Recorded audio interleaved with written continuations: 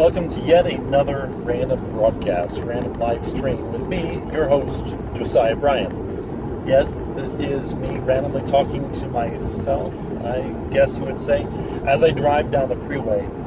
You see, I decided to head over to the west side of the state, namely the Jonesville area, where my grandmother has just gotten out of surgery. So I'm over there for moral support, that sort of thing, and I get bored on the drive, so I start talking to myself. So I figured, why not share it with you, my lovely friends? Every one of you that I've shared this link with now, obviously you have my number already, so you can text me if you get this broadcast. So text in and let me know that you're listening, or at least find me somewhat comical, or conversely, if you find me horrendous to look at, you are running and screaming for your eye bleach, that's acceptable too. You can text me and it will show up here on my watch. Anyway, so that's the status of things as they stand right now. This is a rather gray and varied day for driving, but hey, you win some, you lose some. I'm just thankful that I have a car that drives and goes and, whoa, dude. Okay. Some people are crazier than others, and if you've driven with me before, you know that takes a lot for me to say that. You probably heard that guy go by. Yeah, hi. Anyway, so this is midwinter. Good grief, he's loud. Alright. Talking to yourself while driving, yet getting distracted by the other drivers. It's always fun. Give this guy some space. Holy mother of Mary, that guy's loud. Anyway, so today is turned out to be yet another record-breaking day, because it is a day where you have exceeded your personal best number of days for being alive. Yes. I forgot, I should have texted an invitation to that person too. Okay, let me see if I can. Alright, we're still live here. That was odd. My phone doesn't like that. I thought I could push a button here and send an invitation on to somebody else I just thought of to be tortured by my face on their screen. Yes, how kind of me, right? So this is the drive, the inside of my car. Welcome. The most important thing for any road trip, of course, is coffee, which we've come aplenty with. I say there's nothing worse than no coffee, there's nothing worse than cold coffee, except perhaps no coffee at all. Thankfully, this is not even remotely cold coffee. This is some warm coffee. It feels like that the last time I did one of these broadcasts, I was far more animated, you might say. Whereas today, I guess it's rather a boring conversation to be had with one another. But you know what? That's okay too. Sometimes we need those times where we're just somewhat boring, somewhat serious. Let's see if we can adjust the angle of this. It's been a good past couple of days, that's for sure. It's been a good weekend. Lots of time just spent working on neutralysis. As many of you know, that is where I'm investing most of my time, is working on this company neutralysis. Hopefully, Lord willing, one of these days it's growing slowly. Hopefully it'll be one of these things that I can use to provide for my parents, and provide for their retirement. We'll see how it turns out. It's exciting. I like working on it. Thank you, Tyler. Other than that, that's just been the main focus of life lately, is just working on neutralysis. Other than that, there's just not been a whole lot more. It's been pretty much work in neutralysis or work in Rochester, and then go home, sleep, rinse, and repeat. Swing dancing. Now that has been a big part of it too. I know many of you are rolling your eyes at me right now. That's okay. Eye rolling is acceptable. Thankfully, I've got an awesome group of people to go swing dancing with, and many of you are on this text message list that I just sent out. So thank you to everyone who goes swing dancing. And right, crap, that's why I forgot something else. Alright, yes, we're good. Brain just is going in a million different directions, a million miles an hour. Yeah. It's funny. It's really interesting thing to do is to to talk and to listen to yourself talk as you talk, and to observe the way you talk as you talk, listen to yourself talk. Does that make sense? If not, work with me here. You see, it's like you're listening to yourself say things and evaluating yourself as if you were on the other side of that, on the other end of the conversation. Does that make sense? No, not really. Okay. Well, it's interesting, nonetheless, to think of somebody else listening to you as you talk without that person actually being there. So in my mind, I'm constructing this hypothetical listener inside that little camera, right there. Yeah, that one. And imagining what they're like with thoughts, feelings, this kind of an amalgamation, all these people smashed together, this little ball made into one person. Yes, neither hands are on the wheel at the same time. At the time, I'm driving with my knees. That is a thing. Those of you who have ridden with me have observed this callous and careless behavior, and I am quite adept at this skill. Yes, that is a number of big words all strung together. Why not? No thank you to what? Shannon, I have no clue what you're saying no thank you to. Where was I going with that thought? Awesomeness. No, that wasn't it. Although I am awesome. There's something. Anyways, lost track. Maybe I should set aside a time for looking at these text messages they come in, instead of looking at them in the middle of my rants, because in the middle of my rants, then I get off track, you see. That's never a good thing, because people need to hear the wisdom that overflows from within this massive mind of mine. Yes, the barf bags are in the back. You can use them when the show is done. Anyway, we are, where was it going? Anyways, status for the trip, we are en route to Grandma's house over in Jonesville. We should be there in about another 35 minutes-ish, something like that. It's a good day. The gas station. I've stopped at that gas station many times. The topic of conversation today is the word legendary. Legendary is up in many different forms and fashions throughout our culture, made popular by the show How I Met Your Mother, and the pop culture will be, wait for it, legendary. Although I think that word is somewhat overused, just a pinch, just a hair. Just because it is meant to evoke something of a larger image, something of a larger picture within one's mind. Sort of like the word awesome. Even I, as awesome as I am guilty of overusing that word and trivializing in such phrases such as awesome sauce, or legit awesome sauce, or awesome sauce, possum boss. Yes, that's a lot of seemingly amazingly disastrous virus, and it's just kind of amazing to me that is the level of advice that we still have. It kind of reminds me how powerless we are against God's creation sometimes. How the natural creation still, man in all his technological superiority, can still be brought to his knees in some ways by something as harmless as a mosquito. And I'm getting another message here. Okay, got it. It's amazing to me. Okay, we are slight left. Okay, sorry, minor direction impairment here. We are good to go though.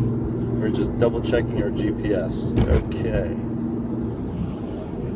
Turn left onto Biggs Highway. Yes, we will do that. We will turn left onto Biggs Highway. Yay for Biggs Highway. It's just amazing to me. In other news, we are going to continue on down this path of observing the country in general. Most of these observations come from the form of data analysis and from listening to the BBC World News, from reading news reports, and trying to form a comprehensive view of our state of our global economy.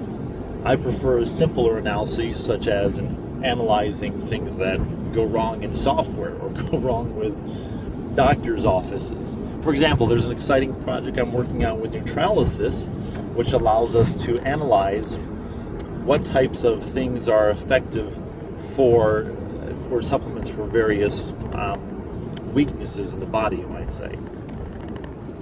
And I will tell you about that here in a second as I continue to make sure that I'm going the right direction. So let's see if I can get GPS to overlay itself onto Yes, well, looks like in my watching the screen, I got sidetracked and missed the turn that I was on, and not in watching the screen. And the point is that trivializing these words is the words coming out of my mouth are more important than seeing my wonderful face. I'm sorry you can't see me.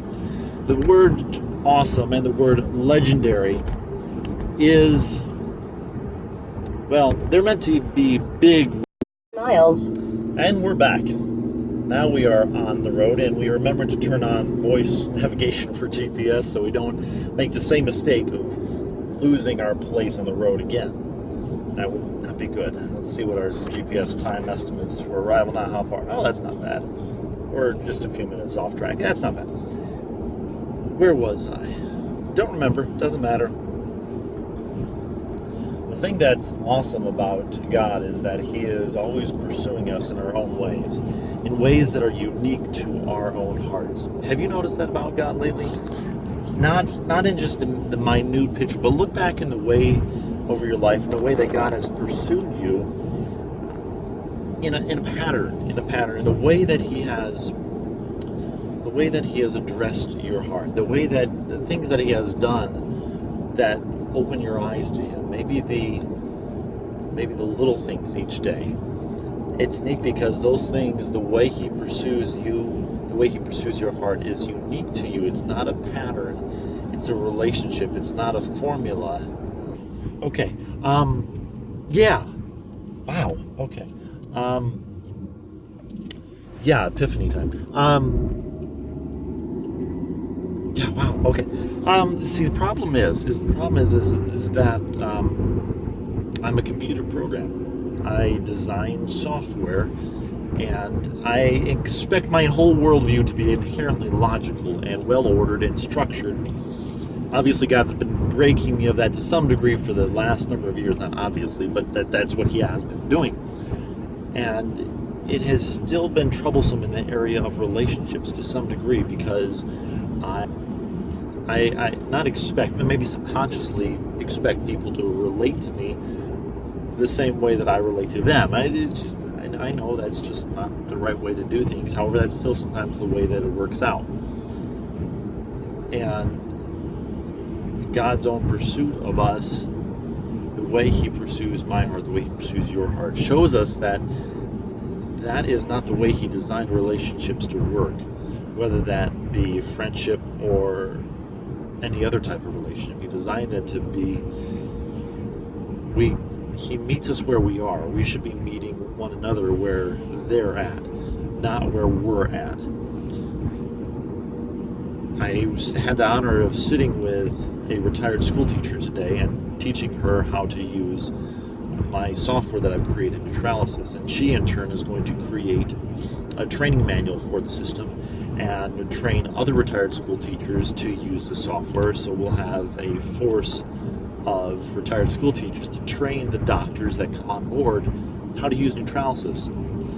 They have, these school teachers that I've worked with, they have the patience of a saint, and I certainly don't have the same level of patience and learning styles. But drawing that back to the present, her style of learning today, the school teacher I sat with today, was vastly different from my style of teaching, the way I normally relate.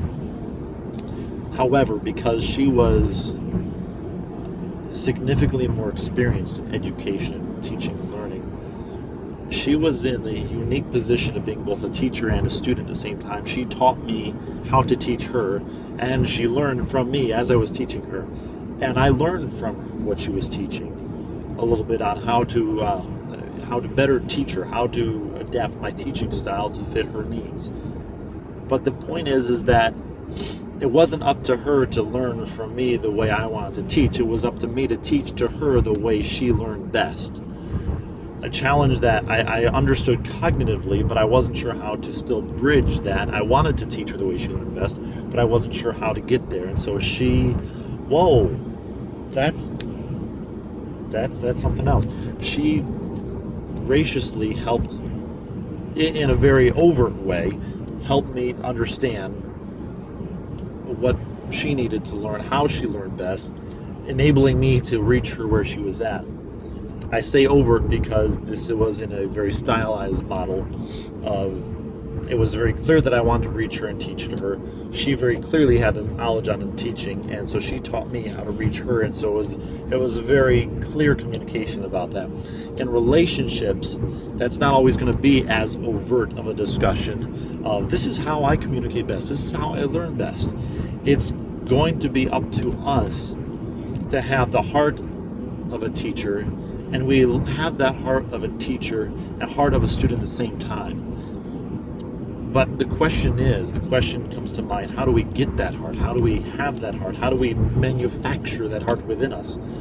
As Paul says, I know the thing that I want to do and I don't do it. Woe is me. Who will save me from this wretched place of sin and death? I think is the exact quote. I'm paraphrasing horribly. But you know the quote I'm going to. And he clearly draws the connection between, he knows the heart that he should have, but he doesn't do it. He can't affect it on his own. The only answer is in relationship with Jesus Christ, first and foremost, which leads me to conclude that the only relationship that is going to produce any lasting benefit, the first relationship that we have to produce lasting benefit in any other relationships, don't forget I said only, the first relationship has to be with Jesus Christ, has to be in a relationship with Him. We have to have a grounding in a relationship with Him, because it's only when we're centered on Him that we can then have the quiet in our soul, the peace in our soul, the identity in our soul, to be able to be both a student and a teacher at the same time, to be able to reach people where they're at, not just in the evangelism or the outreach side of life. I'm talking first of all in the community aspect of life, and be able to be community with one another, live in harmony, live in community, true connection, true harmony with one another. And it's being able to reach people where they're at, how they're at. And I'm going to ramble and pass people at the same time, because this guy's going really, really slow. So I'm sorry, brother, I'm not living in harmony with you right now. I'm not feeling where you're at, but I'm passing you anyway. Anyway, the ideal of meeting people where they're at, well, we understand that cognitively. We understand that up here. Transmuting that into heart matter rather than head matter is the magic sauce. Living that out in each of our relationships is the magic sauce, I think. Reaching people where they're at and really abolishing any idea, even subconsciously, that people have to be like us to be close to us, that people have to interact with like us to be able to be accepted by us. Subconsciously, I'm talking all of this subconsciously, gut level heart stuff. I know we all get this consciously. We all get the idea that people don't have to be like us. So we understand that logic, that line of thinking. We could parrot that back. But do you really get that in your gut? And to be able to, I think the secret to transmuting that from head to gut, head to heart, is in the amount of time we spend exposed in the Father's presence in a relationship with Him, and sourcing our identity in Him. That is the secret sauce there, my friends. That is where it will really come into play. It's just interesting epiphany time, because up till now I've known that too. I've known that as well, but it's seeing how God relates to me, to my heart, the way He pursues me in my heart. He's not pursuing it like anybody else, not like He does with any of my other friends, anybody else that I know. It's unique to me, and I'm humbled and thankful and honored by that. But it's also introspective worthy, and it's educational in teaching me how to relate to others as well.